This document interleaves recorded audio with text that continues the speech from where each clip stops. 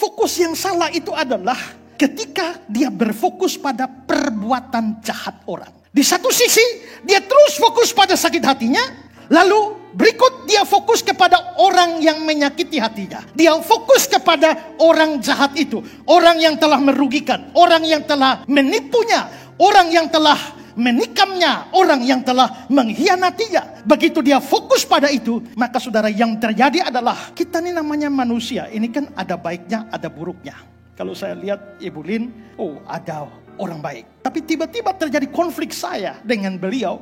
Lalu saya terus fokus pada kejahatannya, perlakuan buruknya pada saya terus. Maka perlahan-lahan semua kebaikannya menjadi tenggelam. Dan sebaliknya, semua hal buruknya atau bahkan yang tidak buruk pun jadi buruk. Itu yang sering terjadi. Tadi yang saya bilang, ada orang bilang, Pak, saya bukan tidak mau mengampuni, saya tidak bisa. Ibu sudah coba, saya sudah coba, tapi waktu ingat mulutnya mertua, tidak jadi. Kenapa? Karena dia fokus pada mulut mertua. Maka di sini kita bisa lihat bahwa ketika kita salah fokus pada penderitaan kita, pada sakit hati kita, pada kejahatan orang lain atau perbuatan baik orang lain, maka kita tidak bisa mengampuni. Saudara, salah satu contoh pengampunan terbaik di dalam Alkitab selain dari Tuhan Yesus sendiri, ada contoh pengampunan dari Alkitab, yaitu yang dilakukan oleh Yusuf dalam cerita Perjanjian Lama. Kita tahu bahwa dia menderita dalam kurun waktu yang cukup panjang. Dia mulai mengalami penderitaan mulai umur 17 sampai umur 30. Penderitaan yang cukup panjang karena kejahatan saudara-saudaranya. Alkitab bercerita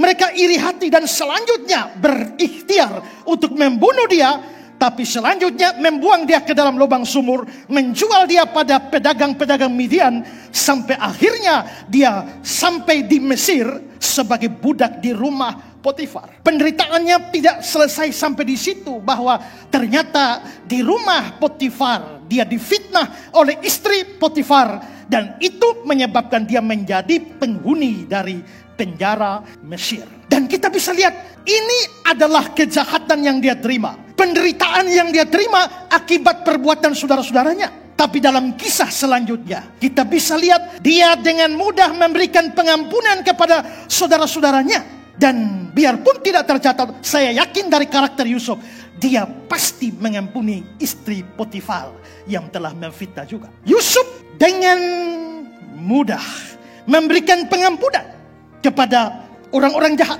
Mengapa dia bisa mengampuni mereka? Ada banyak faktor tentunya.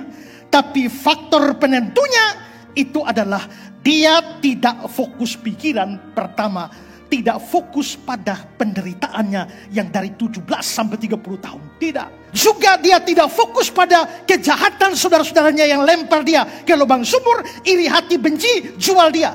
Dia tidak fokus kepada fitnah dari istri Potifar. Tidak. Karena itulah dia mudah untuk mengampuni. Untuk setiap saudara yang sampai hari ini belum bisa mengampuni orang lain, coba pikir, mungkinkah saudara terlalu fokus pada sakit hatimu, kerugianmu, penderitaanmu, dan juga pada kejahatan orang lain? Mungkinkah saudara masih terus mengingat kejahatan orang lain?